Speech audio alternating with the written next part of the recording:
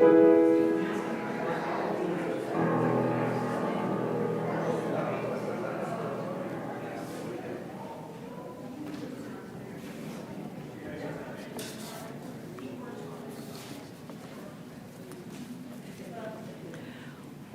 to the First Unitarian Universalist Church. We are a congregation that finds truth and inspiration from many spiritual paths. And in community, we help each other practice justice, inclusion, and love. Your faith, your doubts, and your identity are welcome here. A special welcome to visitors. Find ways to get involved in your bulletin and to stay up to date for all that is happening. Sign up for our weekly e-news through the office. Children are welcome in the sanctuary at any time, and there are activities for children following the Time for All Ages. All are welcome. And join us after service down in the Commons for refreshments and conversation. All of our offering goes to a monthly justice partner. And for October, we are collecting for the Immigration Justice Fund, providing support for specific individuals we're supporting seeking asylum. You can give as the plates pass or online anytime. And thank you for your generosity. Wednesday evenings, join us for a delicious supper provided by our cook teams at 5:30, and this week followed by a fireside chat in the Hearth Room with Reverend Luke, UUism 201, Pitfalls in Expressing Our Faith. Sounds interesting. 5:30 supper with choir for adults and children this week, along with youth group and a chat. Join us this Wednesday. Our live auction fundraiser is coming up on Saturday, November 5th, a week from this coming Saturday, and everyone is invited. We'll kick off the evening with a chili and cornbread supper, and if you would like to bring a chili or cornbread, sign up in the auction table in the lobby. In the week leading up to the live auction, there will be a raffle and silent auction online. And congregants should have received an email yesterday with your auction bidder number. And you'll need to use this number for the silent auction, the raffles, the fixed price, the chili and cornbread contest, and the live auction. So it's a good number to have. And if you did not receive an email, please contact Nate Harf. All auction submissions are due this Wednesday, and the online silent auction and raffle will go live on October 30th. And check your e-news, the website, or the display in the lobby for further information. And a special welcome to our guest preacher, Reverend Sarah Goodman. Sarah serves as one of the ministers at White Bear Unitarian Universalist Church, just north of St. Paul. And Sarah, thank you for being with us this morning.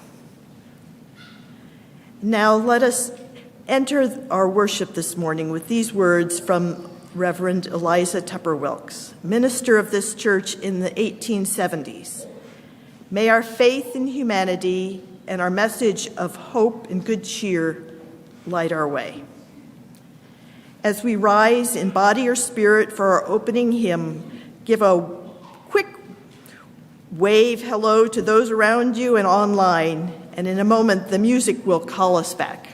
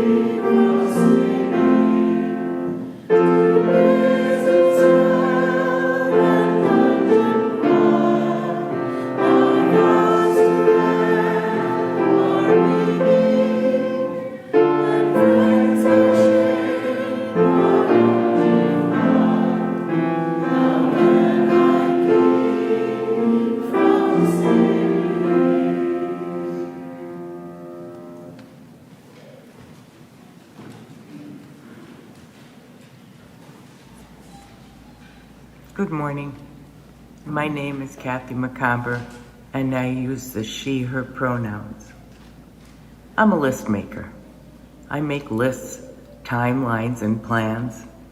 I think through options and possible outcomes, and I make the best choices I can based on imperfect information.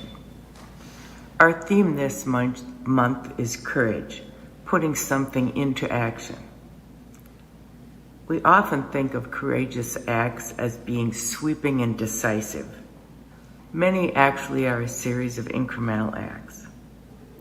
Years ago, I was struggling in a troubled marriage. I had made lists and options for myself. I drew boundaries. I worked through the list and the timeline.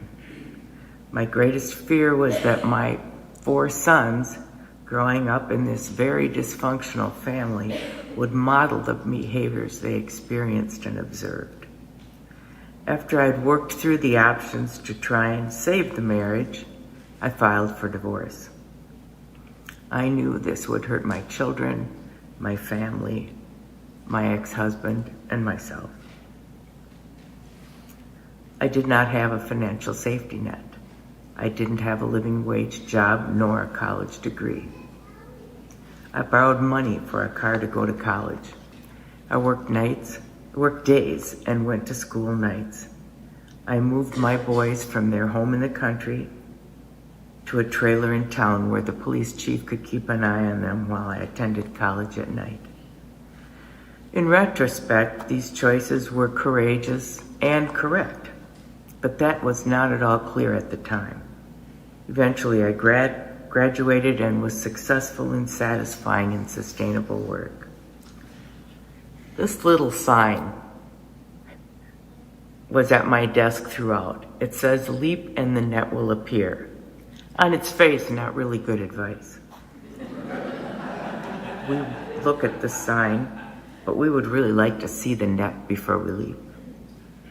As I reflected on each decision point following my divorce, I could look at that sign and say, yes, the net did appear. Today, let's light the chalice for making reasoned decisions with imperfect information and knowing the net will appear.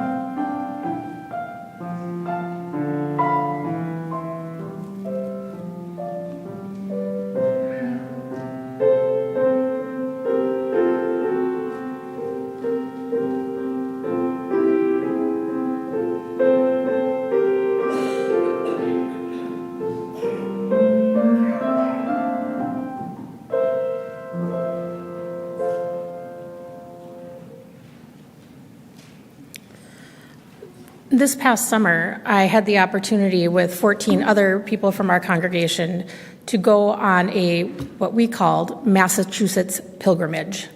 It was to many of the sites that we hold dear in our history as Unitarian Universalists. And one of those places was Walden.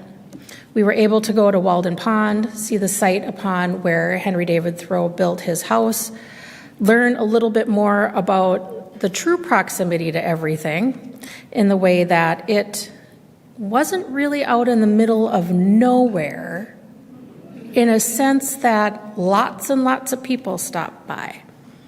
So today's story addresses that a little bit, and it also addresses the sanctity and the courage that it takes to do something like build a house in the middle of nowhere.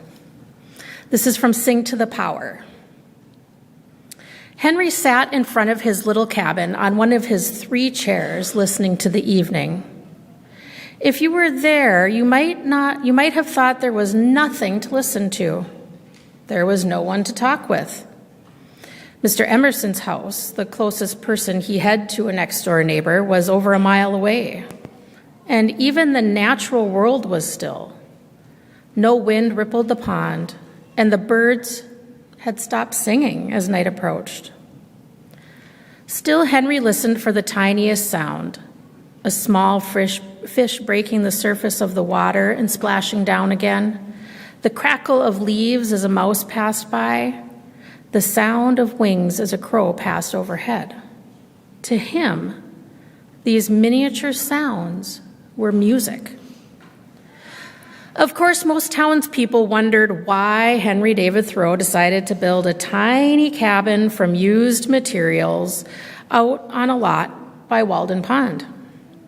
Why would a promising writer want to move away from society to sit with birds and bugs for company?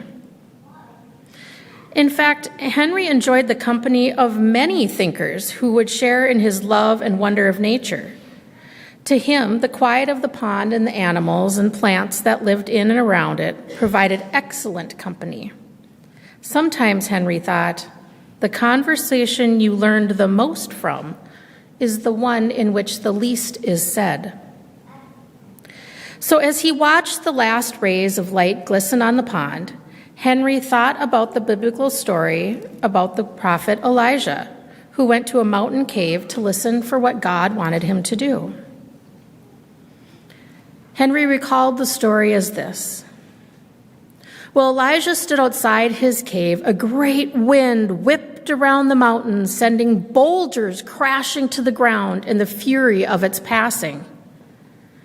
But Elijah couldn't find the answers in the wind. Then an earthquake rattled the mountains with terrific rumbling, but there were no answers in the earthquake. When a fire came sweeping across the rocks and brush outside the cave, red and roaring and grand, Elijah looked but could not find answers in the fire either.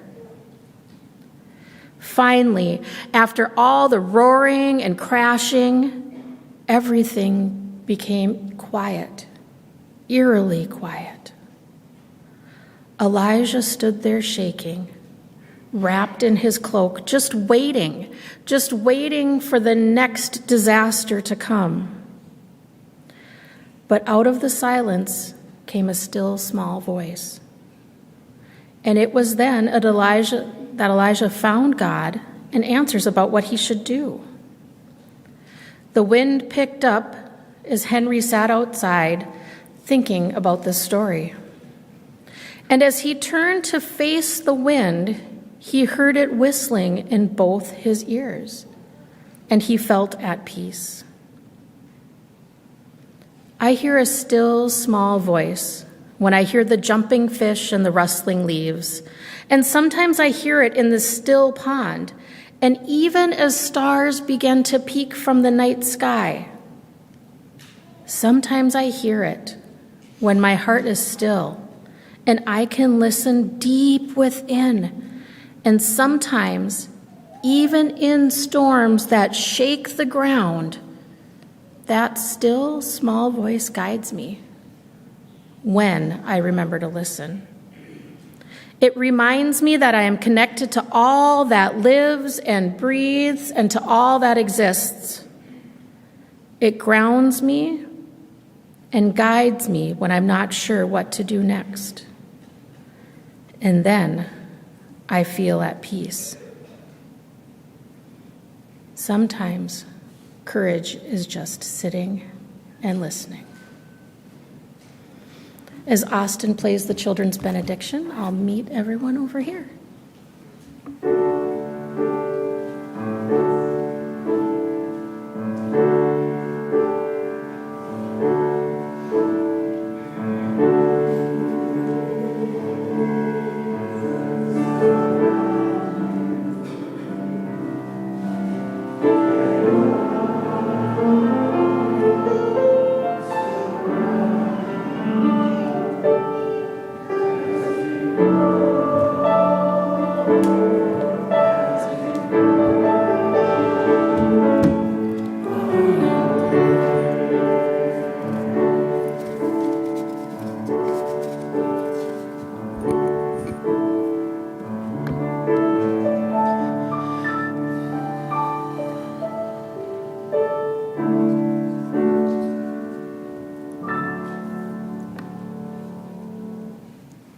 Good morning. It is good to be with you.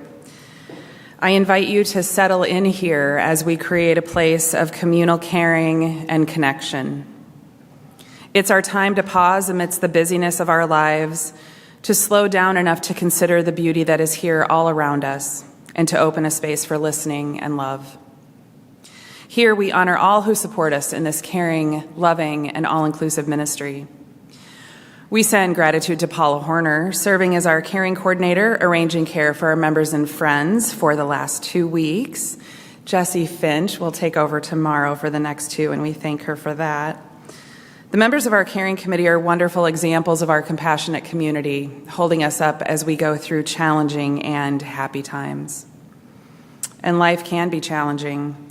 We could all use some extra support with what life throws at us, and if you are experiencing challenges in your life, we encourage you to reach out for support and help if you need additional care. Whether it be personal pastoral care or other assistance, we encourage you to reach out to Reverend Luke or myself with that request. In this community, we share pieces of our lives with one another. We do this because all people here have value. Each person's experience matters. We lift up those who are experiencing sadness, illness, or loneliness. May the strength and love in our congregation help guide you. We revel in those who are experiencing joys in their lives. May their happiness lift us all, and may their joy filter into all around them. May all of us find love, hope, joy, and healing strength in our community. We hold Kirk Payne in our hearts with the news of the passing of his father, Harold Payne, age 92. Harold died on October 11th at home and was cared for by his loving family in Omaha, Nebraska. At this time of sadness and loss, we hold the entire Payne family and all who knew Harold in our loving embrace. Juliet Summers asks for caring thoughts sent to her husband, Bob, who will be receiving prostate cancer surgery on Tuesday. We wish for a swift and complete recovery for Bob and hold them in our hearts. Heather Vingy Hansen's father, Mark Vingy, is being cared for at St. Mary's Hospital as he is treated for heart failure. Heather has been spending each day by his side, and we send strength and comfort through these difficult days. Today, we also hold in our hearts, with deep sadness, the sacred memory of Daryl Waters, longtime member of our church who passed away on Thursday. Daryl was a dedicated member of this church, caring for our building and community in ways, and a longtime advocate for LGBTQ equality in Rochester and beyond. We hold his beloved partner Tim in love, along with his close friends and family, and we hold Daryl's memory in gratitude. Service plans will be forthcoming. And as life ebbs and flows, tender news and glorious news live together in the same community. We celebrate today with Shelley Rohe, who shares, on Friday, October 14th, I married my best friend and the love of my life, Reverend Ren McFadden, with Reverend Luke officiating our wedding. Ren lives in Canada, and plans are in the works to move there to be with them. We wish Shelley and Ren every blessing and congratulate them on this joyous news. Shelley asked that in lieu of cards, emails and texts can be sent so that she can share with Ren. Heartfelt congratulations. Yeah.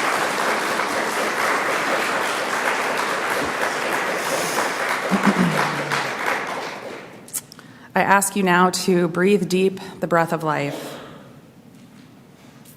Feel below you the earth and its ancient turning, and above you the sky and the stars shining with ancient light, holding you in this space, yourself made of earth and stars. Sit deeply here in this community of love and justice, hope and grace. Know that here you are named and you are known as beloved. I invite you into this time of meditation, this time of prayer, first by sharing silence together.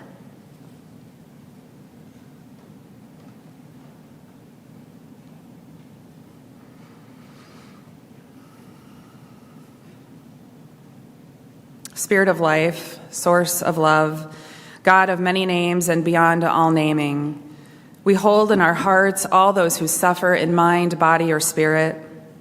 I invite you to bring the names you are holding in your heart this day in joy or sorrow, celebration or concern, and silently or aloud now in this time to speak their names.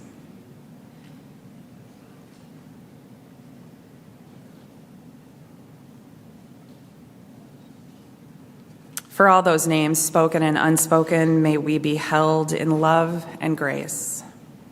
These words of meditation come from Donna Marakova. I will not die an unlived life. I will not live in fear of falling or catching fire. I choose to inhabit my days to allow my living to open me, to make me less afraid. May the faith in the Spirit of life, love for the community of earth, and love for the light in each other be ours now and in all the days to come.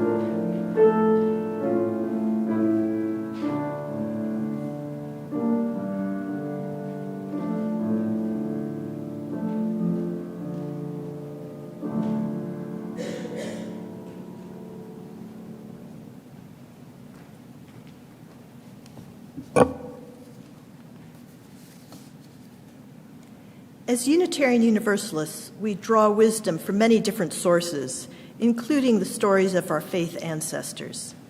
This is a story about a Universalist preacher, hardship, an unexpected friend, and finding your way.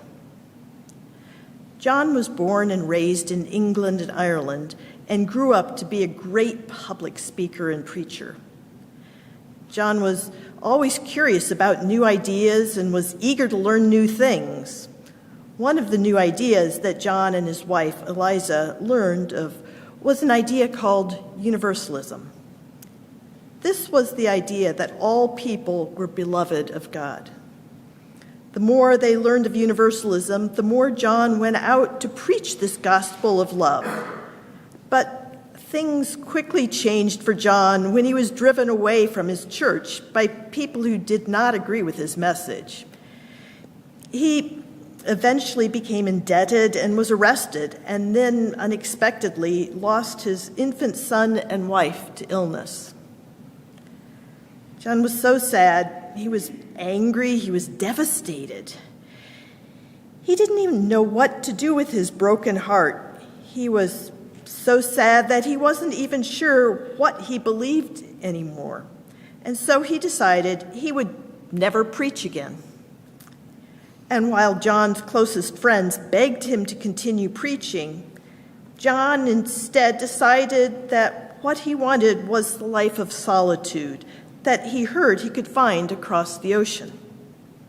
And so he boarded a ship called the Hand in Hand, bound for New York. Yet again, John faced the unexpected when the ship landed far from its intended destination of New York and became stranded on a sandbar outside of a town called Good Luck, New Jersey. The crew knew that they would be stranded until the wind changed again, for ships in that time depended on the wind to sail. And so, not knowing how long they would be stranded, John was charged to go ashore to look for food and supplies for him and the crew. Soon, John came across a farm not far from the shore, and there he was greeted by a farmer named Thomas Potter. Thomas welcomed John with open arms, saying that he had been waiting for him.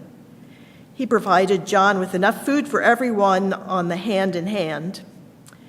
And as Thomas Potter learned more about John Murray and the journey that led him to the shores outside of Good Luck, the more Thomas was convinced that John really was just the person he had been waiting for. You see, Thomas had himself heard the message of Universalism many years before and was so convinced that the world needed to hear the loving message that he built a small chapel on his own farm with the hopes that one day a Universalist preacher might come to fill in. But for 10 long years, the pulpit remained empty, even while Thomas Potter had sought preachers. So, as you can imagine, while John Murray felt stranded by the wind, Thomas Potter believed that the wind had brought him a wonderful gift, the preacher he had been looking for. And so he begged John Murray to stay. John Murray remained unsure. He had vowed to never preach again and was eager to begin his new life of solitude in New York. Though he was a gifted preacher, he wasn't really looking for a new pulpit or a new congregation or even a new friend. But after much convincing, Thomas Potter was able to get the reluctant John Murray to make a deal. If the wind had not changed by the following Sunday, John Murray agreed that he would preach. And what do you think happened? The wind did not change, and on that Sunday, on September 30th, 1770, John Murray preached his first sermon in America in the small chapel that Thomas Potter built. The wind changed soon after, and John Murray boarded the ship, and sailed to New York. John came back, and not long after, to visit his new unexpected friend and to preach again in Thomas Potter's chapel. In fact, John Murray began preaching all over the East Coast and established the first Universalist church in Massachusetts, bringing his message of love wherever he went. Now, if you will, we will receive the offering.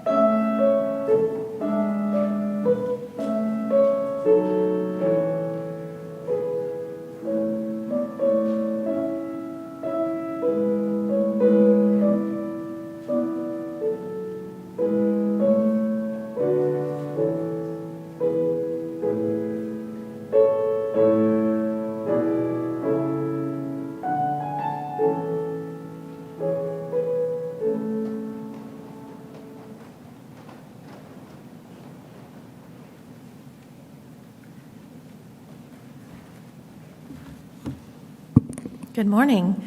Thanks for having me here. I'm Reverend Sarah Goodman. I use she, her pronouns. In 1770, John Murray was living his life when his wife and young child, as well as 4 of his siblings, all died of illness. His belief in universal salvation made him an outcast in his Methodist faith, and he felt that his life was over. He was 29 years old. As you heard, he vowed never to preach again, and he went to the American colonies to lose himself in a new world. But he didn't lose himself. He found a new self. In fact, he was rescued from himself by an unfavorable wind, a stranded ship, and a farmer named Thomas Potter. Murray didn't really need a lot of courage to leave England. It felt easy to run away, I assume. But it did take a lot of courage for him to stay at Potter's farm, to preach a faith he had disavowed. It took courage to believe this stranger that his preaching was welcome in this new place. In contrast, Henry David Thoreau didn't have a specific traumatic moment that led him to leave his ordinary life behind. He was an unmoored, transitory kind of person with no specific calling. Thoreau was likely someone who complained to his friends about his discontent, and it seemed he complained enough that his best friend, Ellery, told him, "There's nothing to be done with you, Henry, but to move out into a cabin into the woods." And so he did. When Thoreau moved to the woods on Walden Pond, he said that it was so he could live deliberately and to separate himself from society so that he could hear beyond the noise, so he could hear the still, small voice that helped him to understand himself and the world. He was searching for something, for meaning, for simplicity that could somehow solve his problems. He was looking for a way forward. When, how, and why do we make big changes in our lives? Where do you find the courage to make your life different? Sometimes it's really clear that it's time to do something different. Your life falls apart, your family is gone, there's a catastrophe, or you're forced to change because of other people's decisions. But there are other times when change calls us from complacency to courageousness, when there's a sense of unease pulling us toward something different, something unknown, but hopeful. Have you ever felt that there's something not quite right in your life, but when you consider making a change, it's scary and unappealing, or just not the right thing yet? So how do we discern the path forward when it isn't clear? Maybe we let go of our expectations and embrace the words of Karen Herring in her new book, Trusting Change. The world is meant to change and grow and move. We are being asked to change too, to grow and move with it, listening, learning, living by adapting, not just being, but also always becoming who we're called to be. And we are always called to be something more than what we are today. There isn't a time at any point in the future when I will be done, when I will finally be who I am without being called to be more. When I gave up theater as a profession, it was my first dream, my hopes. When I gave it up, I turned my attention towards finding something else, something meaningful. It took quite a while to find that meaningful thing. In the meantime, I worked for more than 4 years for the Automobile Club of Southern California, also known as AAA. I knew from the beginning that it was a temporary thing, a stopover from a dream on the way to a stable, solid life where I could save the world. They treated me well. I was trained as a DMV employee, a call center specialist, a receptionist, a domestic travel agent, an international travel agent, a notary, and just for fun, they stuck my photo on the cover of the new employee training manual. Working for AAA was the least terrible corporate job, the least terrible customer service job ever. Some of my coworkers were celebrating their 10th or 15th anniversary at this job that they started, thinking it would be a stepping stone to somewhere else. I could have done the same. I could have fallen into the rhythm of things, and before I knew it, 10 years have flashed by. Actually, it would be 15 now. Time. Wow. Time is weird. What is time even? I don't know. I could have stayed with it if it wasn't so mind-numbing, and if there was even the slightest possibility that I could be true to myself.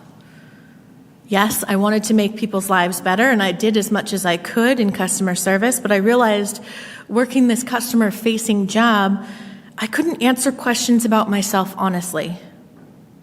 I had to smile and nod when the person in front of me went on long diatribes against something that I cared about.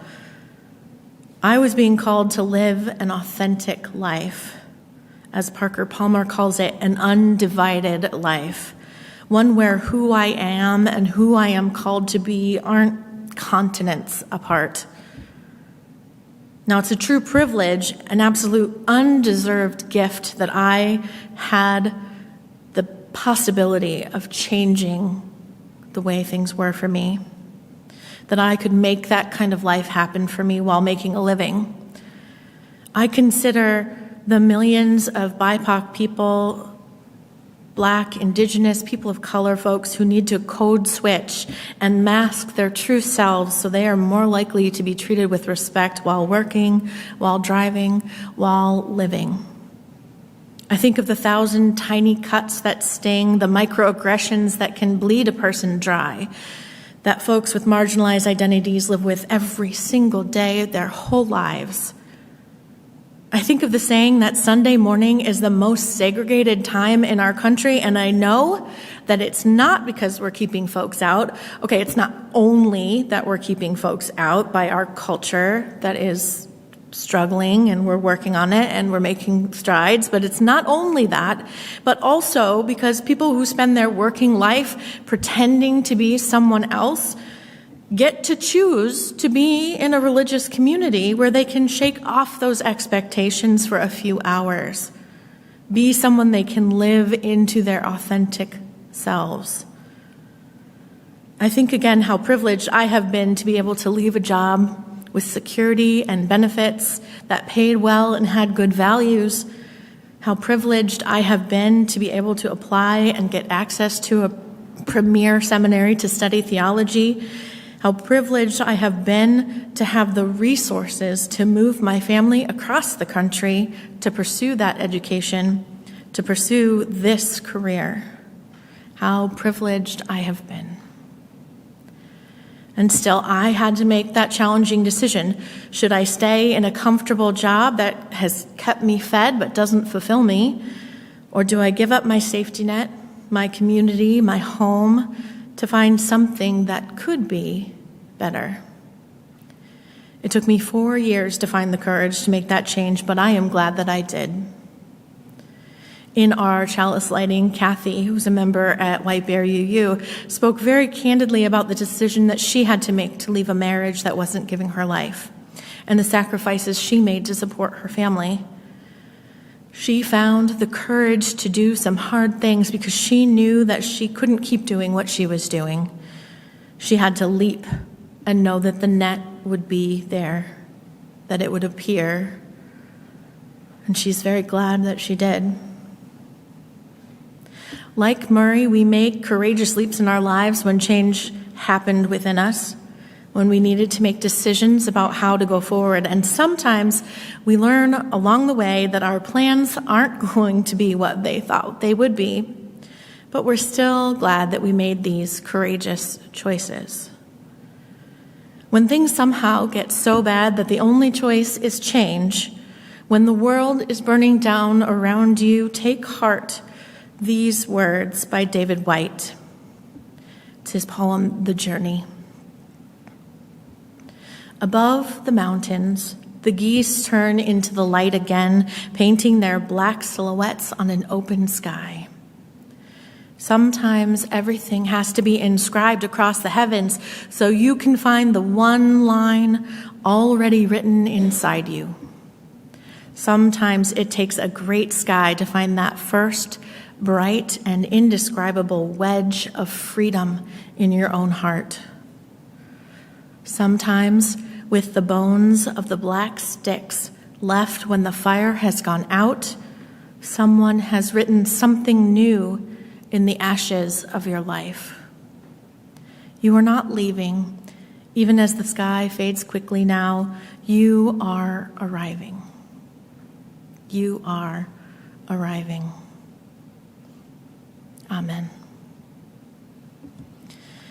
I invite you now to rise in body or spirit to sing our closing hymn, Wo Ya Ya, number 1020.